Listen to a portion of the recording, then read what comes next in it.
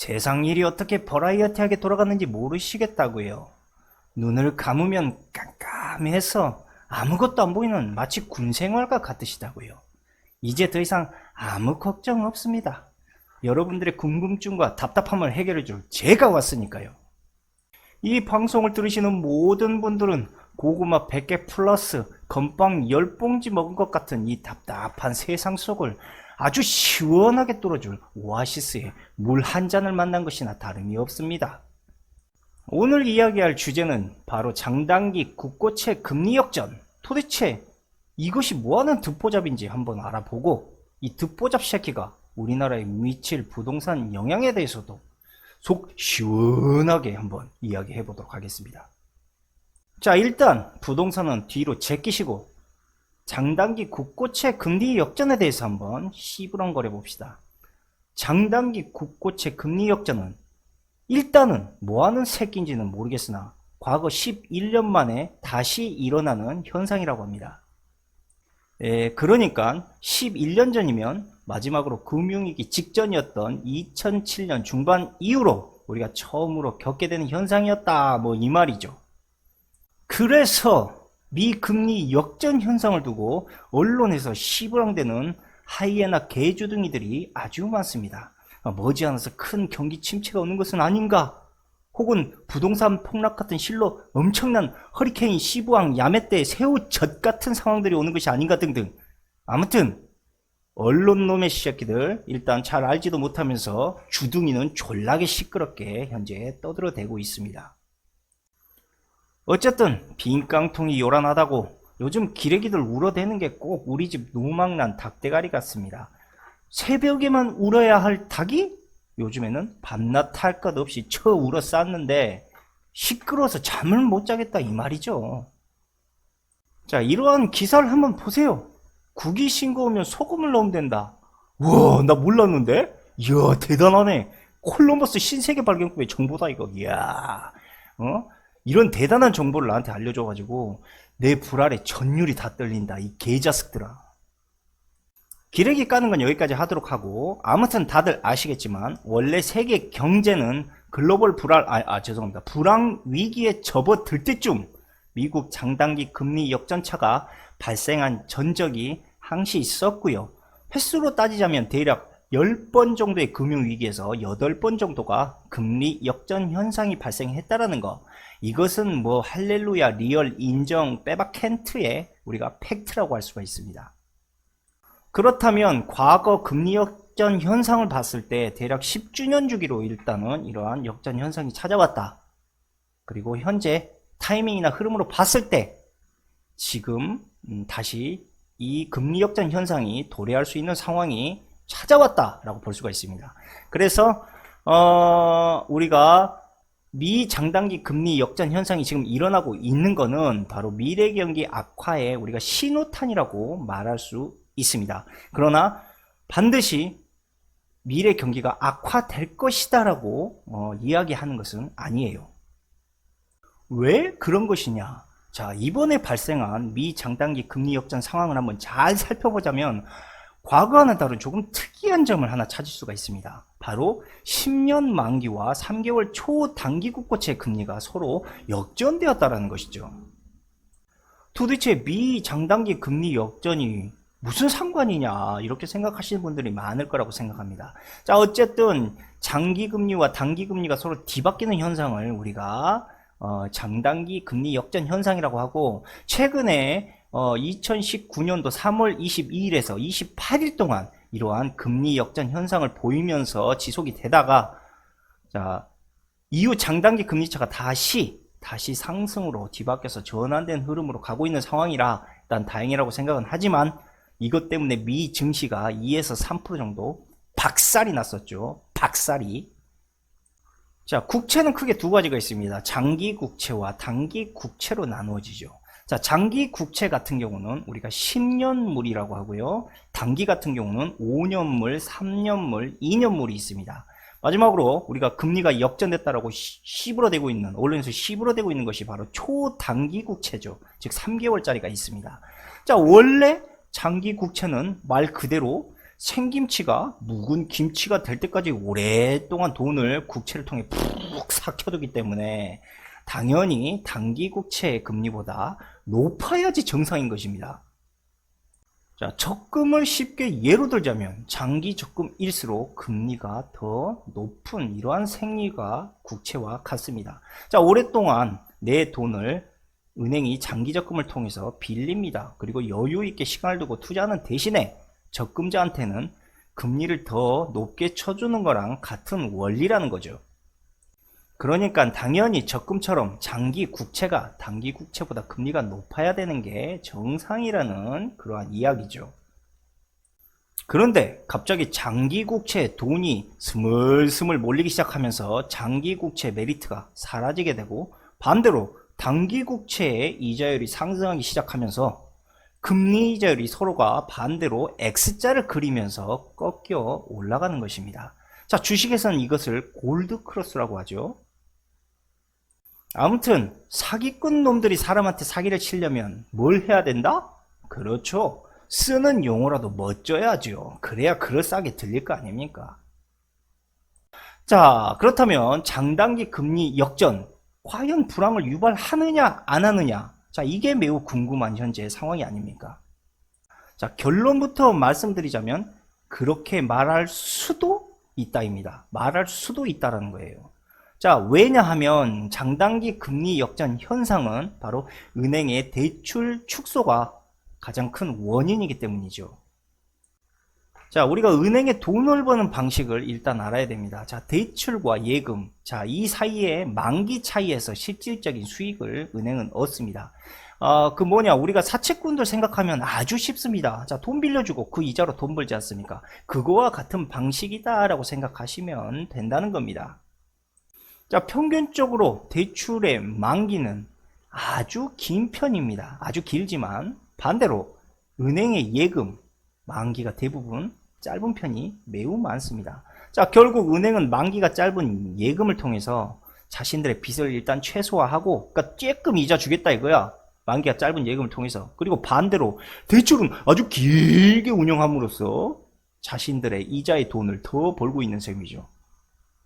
우리가 적금 들어봐. 돈도 개비 쥐똥만큼 이자 여기 있다 이렇게 주면서 대출 이자는 야 이 새끼들아 월급 절반 갖다 내, 뭐 거의 이런 거의 흐름이란 이야기죠. 제가 좀 오버하긴 했습니다만. 그러니까 은행들은요, 예금 금리에 비해서 대출 금리가 더 크게 상승할 때 그 격차로 수익을 올리는 구조란 셈이죠. 그러니까 대출 금리에 비해 예금 금리가 더 빠르게 상승을 할 때 은행들은 손해를 보기 때문에 대출을 축소하기 시작하게 됩니다. 그러면서 서서히 대출이 막히면서 돈맥경화 현상이 오고요. 이것이 장기적으로 우리 경기의 리사이클의 둔화를 만들어내는 것이고, 자, 장단기 금리가 역전됐다는 것은 결국 은행 자신들의 손실을 막기 위해 은행들이 서서히 대출을 조이는 하나의 현상 중에 하나라고 볼 수가 있는 겁니다. 최근 미국 연방준비제도 이사회가 은행들에게 장단기 금리가 역전되고 있는 것에 대해서 대출을 줄이고 있습니까? 라고 이렇게 물었던 적이 있었습니다. 자, 이 설문조사는 2018년 11월에 이루어졌다고 합니다. 설문조사의 주된 내용은 이렇습니다. 바로 은행이 다양한 종류의 대출 기준을 강화했느냐라는 것이죠. 자, 이 질문에 대한 은행의 답변은 대략적으로 이랬습니다. 네, 그렇습니다. 첫 번째, 장단기 금리 역전은 은행들의 수익성을 약화시킬 수 있습니다. 두 번째로, 장단기 금리 역전은 은행들의 위험자산에 대한 태도를 약화시키는 전초 신호로 볼 수 있습니다. 마지막으로 세 번째, 장단기 금리 역전이 경제 전망의 불확실성을 높이고 은행에 타격이 갈 수 있는 상황을 만들 수 있음을 시사하는 것일 수도 있습니다. 여기에서 우리가 다시 한번 확인해야 될 것, 뭐뭐 볼 수 있습니다, 뭐뭐 거실 수 있습니다. 자, 이 말투 정확하게 장단기 금리 역전이 불황을 초래하게 될 거다라는 게 아니고 될 수도 있다라는 이야기죠. 여러분들은 이런 단어들을 잘 보셔야 됩니다.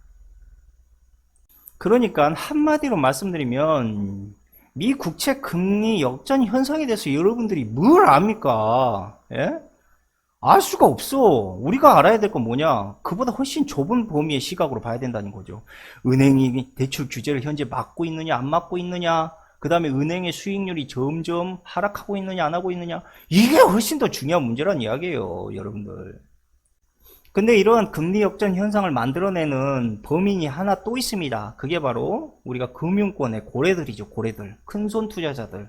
자, 이 인간들이 마땅히 투자처가 없는 상황에서 자기 돈을 안전하게 묻어두고 싶어 합니다. 자, 그게 자연스럽게 어디로 가느냐? 달러나 금 같은 장기 국채 쪽으로 흘러가게 되죠. 자, 그러니까 이 큰손 고래, 이 슈렉 같은 새끼들이 경기가 아오지 탄광이 될 것 같으니까 바로 금융 투자나 기업 투자보다 그냥 자기 돈을 안전하게 안전 자산처에 묶어두려는 성향이 생겼다라는 것이죠. 반대로 채권을 발행하는 발행자들, 그러니까 국가, 공공기관, 금융기관은 오히려 단기 국채를 선호하게 된다는 겁니다. 왜냐? 경제가 침체된다는 건 즉 시중에 돈이 풀리지 않는다라는 의미죠. 자, 그렇게 되면 경제는 말씀드렸다시피 자금 경색 현상이 일어나게 되고 돈이 귀해집니다. 돈이 귀해진다는 건 돈의 가치가 올라간다는 거죠. 돈의 가치가 올라가면 바로 발행자들, 채권의 발행자들은 그만큼 장기 채권에 의해서 갚아야 될 빚이, 그 부담이 올라가기 때문입니다.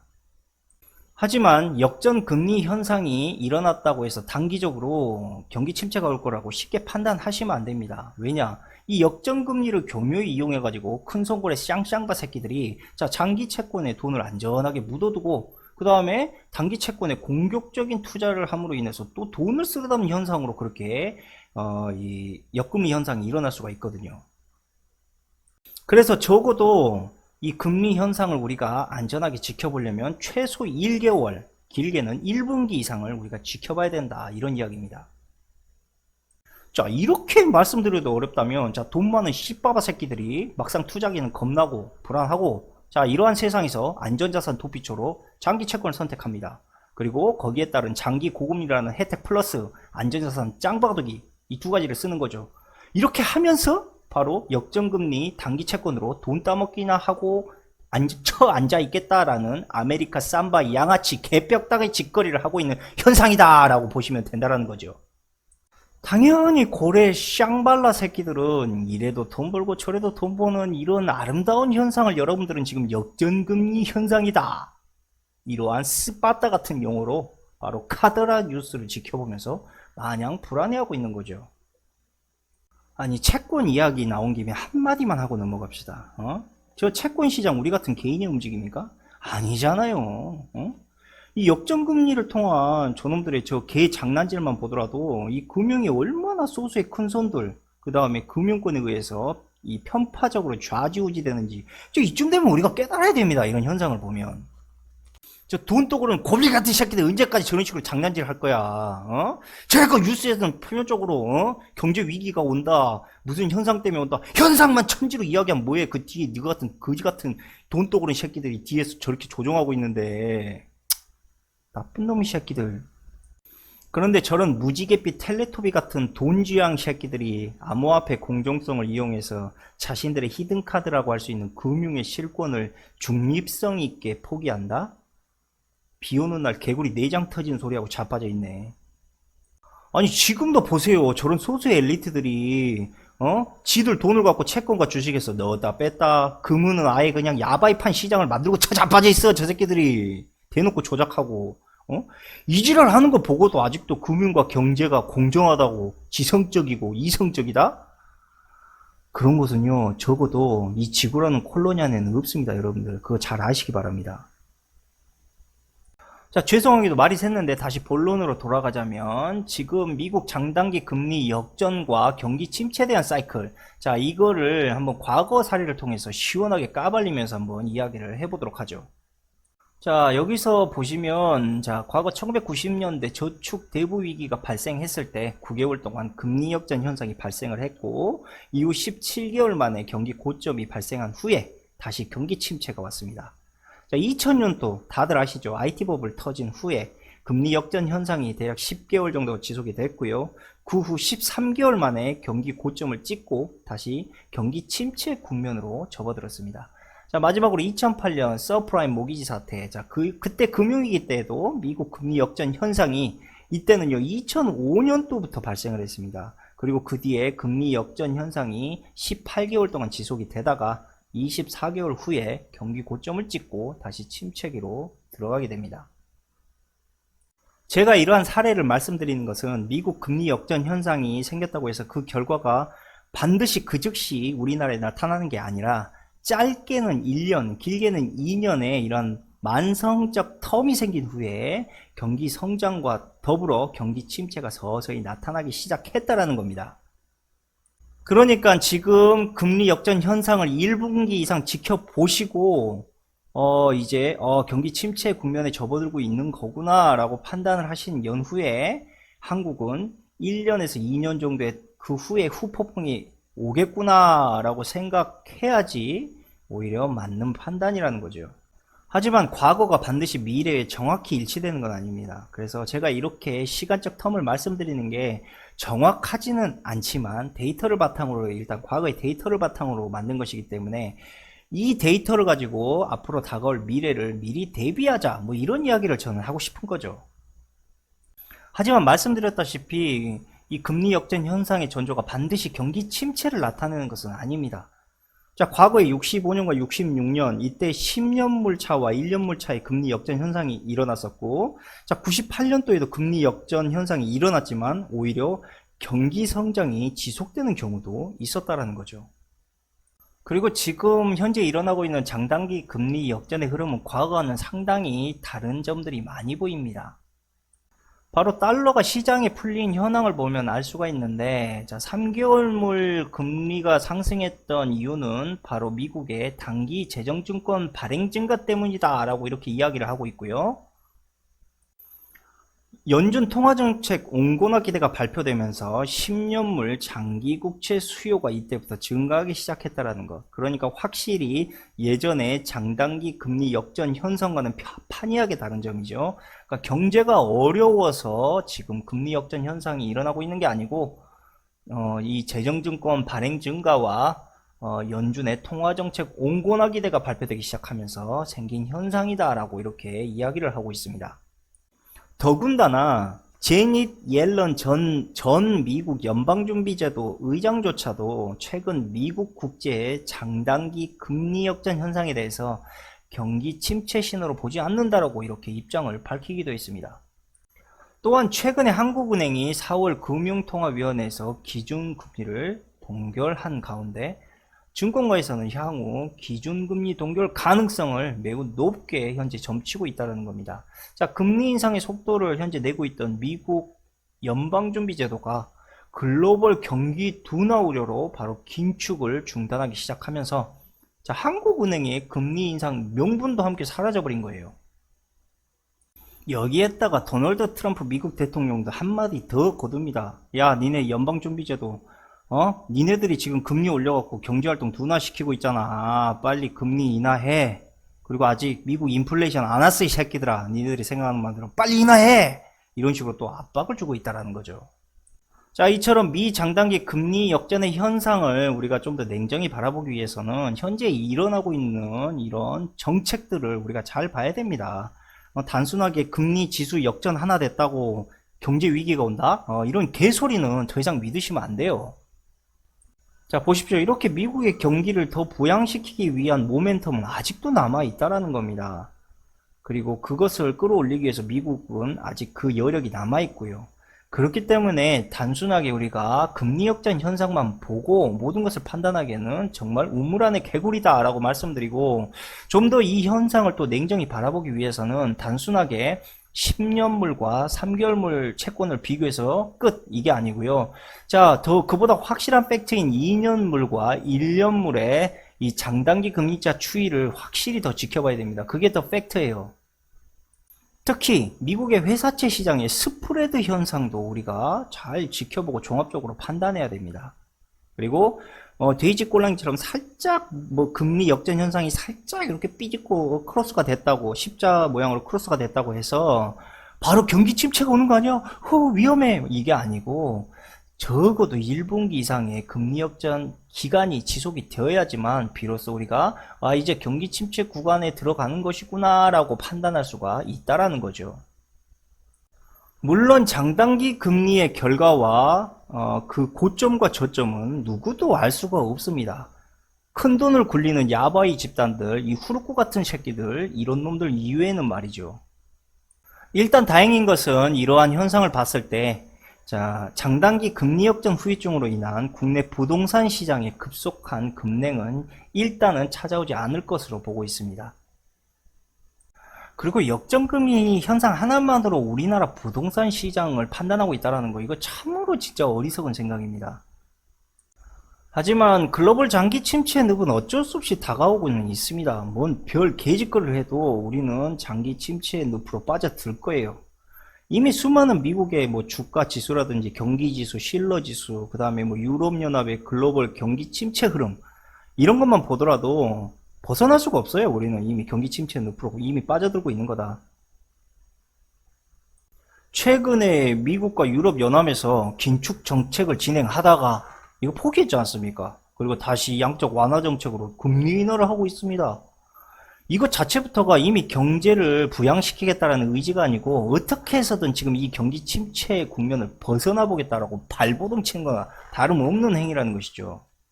그러나 이렇게 해도 결국 경제 성장률은 점점 하향 추세로 가게 될 겁니다. 근데 확실히 말할 수 있는 거, 지금 경제 성장의 꼭대기점이 왔다라고 아직은 말할 수 없어요. 저렇게 인위적으로라도 지금 잡아서 젖먹던 힘까지 끌고 가기 때문에 아직 그 유예 기간이 좀 더 남아있다라는 것이죠. 이 말인즉슨 우리가 대비할 수 있는 시간이 아직 조금 더 남아있다. 제가 예상을 해본다면 다음 만약에 경기 침체 시간이 일어날 수 있는 시기는요, 미국이 이 나머지 접목된 힘까지 다해서 경제 버블을 더 터뜨릴 겁니다. 이 경제 버블이 현재 한번 일어난 후부터 본격적으로 경기 침체가 일어나게 될 것이다. 저는 이렇게 생각을 하고 있습니다. 그 시점이 이제 기간으로 굳이 따지자면 2년 정도라고 저는 보고 있어요.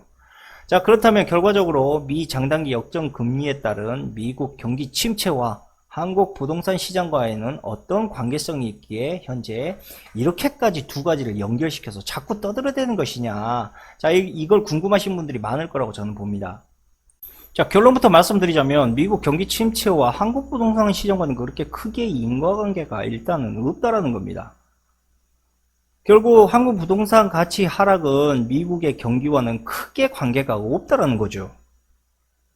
아니 이게 무슨 개똥딴지 같은 소리야 라고 말하실 수도 있겠지만 사실 우리나라는요, 물론 금융위기로 인해서 부동산 침체 가속화와 장기적으로 침체기를 겪기는 했습니다. 그건 저도 인정합니다. 그러나 최종적으로 이러한 위기들이 한국 부동산 가격의 하락의 직접적인 원인은 만들어주지 못했다는 것이죠. 자, 예를 들자면 강남 같은 경우는요, 2007년 1월부터 하락하기 시작했습니다. 강북 같은 경우는요, 2008년 7월 달부터 하락하기 시작했습니다. 이미 금융위기가 촉발되기 시작하기 전부터 이미 부동산이 꺾이기 시작했다는 거죠. 그리고 더 황당한 건요, 금융위기가 터진 후에 지방권 부동산, 특히 부산이나 대구 같은 곳은요, 오히려 반대로 급격히 상승을 하고 있었습니다. 자, 결국 경기 침체는 투자 심리의 공포로 인하여 거래 절벽을 유도하거나 부동산의 하락기를 장기화시킬 수는 있습니다. 그러나 부동산 원래 가치, 이미 올라버린 가치를 훼손시킬 수는 없어요. 그 변곡점을 만들어낼 수는 없다라는 이야기죠. 결국 시간이 흘러가면 내가 샀던 집값보다 더 올라가 있는 현상을 볼 수가 있습니다. 하지만 분명히 한국 부동산을 우리가 다시 한번 평가해야 될 것, 외부적인 것보다 내부적인 것이 훨씬 더 큰 영향을 주고 있다는 걸 알아야 됩니다. 대표적인 걸 몇 가지 이야기하자면 국내 부동산의 입주 물량 봐야 되겠죠. 그 다음에 심리적 전세가율 봐야 되겠죠. 그 그 다음에 돈이 잘 도는지 안 도는지 통화량 봐야 됩니다. 그 다음에 신규 분양가 낙찰 상승으로 인해서 재고 아파트들의 수요와 공급이 많아지고 있는지 이걸부터 확인해야 된다는 이야기입니다. 그 다음으로 중요한 게 바로 이 금리죠. 자, 과거에 우리가 부동산 거품이 한참 커가고 있을 때는 금리에 상관없이 부동산의 가격이 마냥 커져만 갔습니다. 그러나 지금은 어떻습니까? 부동산의 거품이 서서히 꺼져가고 있는 마당에 금리는 매우 큰 영향을 미칠 수가 있다는 겁니다. 그래서 과거와 비슷한 양상이 많이 보이긴 하지만 지금은 무엇보다도 금리 현상에 대한 흐름을 우리가 잘 파악하고 있어야 된다. 바로 이런 이야기가 되는 거죠. 다음으로 우리가 미국의 경제 현황을 가장 노골적으로 볼 수 있는 방법 중에 하나가 이 실업률입니다. 금리 역전 지수 같은 걸로는 정확히 알 수가 없어요. 자, 고용지표를 말하는 거죠. 실업률이 최저점에 도달했을 때 그 경제가 꼭대기에 접어들었다. 이렇게 보시면 된다는 이야기입니다. 왜 실업률을 보느냐? 자, 실업률의 상승은요, 모든 정치적, 경제적 견해에서 국민들이 체감할 수 있는 가장 민감한 상황이기 때문에 정부가 어떻게 해서든 강제적 시행을 펼치더라도 반드시 줄여야 할 이러한 수치이기 때문입니다. 그러므로 단순하게 실업률이 줄였다는 것은 경제 성장 동력이 좋아졌다라기보다는 그냥 그 정부가 미친 듯한 고용 정책으로 그냥 인위적으로 끌어내린 실업률이구나 라고 보시면 되고, 어쨌든 저것이 뭐 큰 틀로 봤을 때는 경제를 성장시켜주는 이런 동력이 되긴 하죠. 그러나 결국 오래가지 못한다. 짧은 시간 안에 다시 경제 침체기를 만들게 될 것이다 라고 이렇게 그 흐름을 보시는 게 좋습니다. 자, 최근 뉴스를 보니까 2월 미국 실업률이 3.8%를 기록했습니다. 아, 완정적입니다. 자, 실업률은 전달보다 무려 0.2%나 내렸고 일자리 수는 1월보다는 적게 나왔네요. 그러나 임금도 올랐습니다. 시간당 평균 3.4% 정도 올랐네요. 거기에다가 미국 연준의 금리 정책과 트럼프의 연준 압박에 의해서 이 실업률은 더 오랫동안 안정적으로 지속될 거라고 저는 판단을 합니다. 하지만 연준이나 트럼프의 이러한 금리 정책은 급속 처방일 뿐이다. 결국 부동산 시장의 하락세 돌입은 피할 수가 없습니다. 이게 갑자기 나타나기보단 서서히 부동산의 버블을 하락할 것이에요. 자, 마지막으로 정리를 해보자면 역전 금리 현상은요, 금융권의 대출 긴축과 투자자들의 경기 침체에 대한 안전자산 보유의 흐름으로 생기는 일종의 경기 침체 공포 심리를 이용한 금리 역전 현상입니다. 하지만 이것이 현재 정말로 경기 침체를 예견한 금리 역전 현상인지, 아니면 이걸 가지고 예를 들면 돈 털어먹게 하려고 저 새끼들이 벌리고 있는 행동인지 정확히 알려면 일단 초단기 3개월물은 물론이고 실물지수에 더 가까운 2년물이나 1년물을 1분기 이상 지켜봐야지만 저놈들이 장난을 치는지 장난을 치지 않는지 그 정확한 흐름을 판단할 수가 있다는 겁니다. 그리고 미국의 장단기 금리 역전과 우리나라 부동산 시장의 상관계수는 간접적으로 약간의 영향을 줄 뿐 직접적인 영향을 주지는 못합니다. 더욱이 우리나라 한국 부동산 실거래자의 70% 이상은 다 내국인입니다. 그리고 만약에 미 장단기 역전금리 현상이 한국 부동산에 안 좋은 영향을 미친다, 설령 미친다 하더라도 미국은 선행지수이기 때문에 경기 침체로 인한 미국 부동산 시장의 여파는 한국 부동산 시장에 적어도 1, 2년 후에 그 여파가 미칠 수가 있습니다. 그러므로 여러모로 미국 시장의 흐름이 우리나라 부동산의 직접적인 대세 하락의 가능성을 일단은 가져오기 매우 낮다라는 거. 자, 다만 주의해야 할 점 바로 기준금리입니다. 아까도 말씀드렸다시피 한국은행이 일단 기준금리를 동결했고요. 자, 그 다음에 연방준비제도도 이 글로벌 경기 둔화로 양적 축소를 중단했고, 자, 한은이 더 이상 금리 인상할 이유가 사라지게 된 거죠. 자, 트럼프 같은 경우도 현재 이 연준을 압박해서 더 금리를 하락해라. 아직 미국은 인플레이션이 아니다. 이런 식으로 현재 미국 경제 상승을 유도하고 있고, 이걸 통해서 부동산의 활성화를 더 만들기 위해서 현재 이런 정책을 현재 압박하고 있습니다. 그리고 우리가 자세히 봐야 할 것은 장단기 금리 역전지수 같은 이런 거 말고 미국의 고용지표 봐야 됩니다. 예. 실업률이 일단 최저점에 도달했다는 건 그 경제가 꼭대기에 접어들었다, 이렇게 판단을 하시는 게 좋고, 그 다음에 문정부의 부동산 정책 역시도 2, 3년 뒤에 터질 부동산 시장을 일단 미리 잡겠다는 각오로 이 부동산 규제 대책을 펼치고 있는 것이죠. 한국에 부동산 거품이 있다 없다? 거품 겁나 개 끼어 있습니다. 아까 말씀드렸다시피 맨하튼 아파트의 집값과 맞먹을 정도로 올라가 있습니다. 그리고 대부분 가계부채가 부동산에 밀집되어 있다는 거. 자, 이 몇 가지만 보더라도 한국 부동산 버블은 더 생각해 볼 필요가 없습니다. 아무도 저렇게 커져버린, 말도 안 되게 올라버린 집값을 사줄 사람도 여력도 없다는 거. 이걸 항상 생각하셔야 된다는 겁니다. 자, 그럼 우리는 뭐를 대비해야 되느냐, 어떻게 대비해야 되느냐. 자, 이제 거품이 오를 대로 올랐고 아무도 안 사주고 사줄 여력도 없는 부동산 시장이 됐습니다, 한국에. 그게 문제라는 거예요, 핵심은. 안 사준다고. 만약에 지금보다 만약에 10배, 100배 막 가격이 올랐어. 그래도 사줄 수급이 있고 여력이 있다면 거품이 아닙니다, 여러분들. 정확히 보셔야 돼요. 그러니까 거품의 기준치는 따로 없어요. 그러나 지금 우리나라의 가장 큰 문제는 금리보다도 부동산을 사줄 사람이 없다, 여력이 없다. 그래서 결국은 금리 인상의 기조로 다시 돌아서게 되면 우리나라 부동산 시장은 매우 긴 장기 침체에 빠져들게 될 거고, 이 리사이클이 다시 회복의 기조로 가기에는 너무 불투명한 상황이다. 그래서 폭망이 오기 전에 아직 여력이 있으니까 대비를 해야 된다. 이게 결론인 것이죠. 자, 그럼 오늘은 이 미 역전금리와 부동산에 대한 상관관계를 말씀드렸고, 자, 결국은 이 둘과는 크게 상관이 없이 바로 금리와 부동산 수급에 의해서 우리나라 부동산 시장은 움직이는 것이다 라는 것을 다시 한번 말씀드리고, 오늘 방송은 마치도록 하겠습니다. 그럼 무탈하시고 돈독 조심하시고 즐거운 한 주를 또 보내시기를 바라겠습니다. 감사합니다.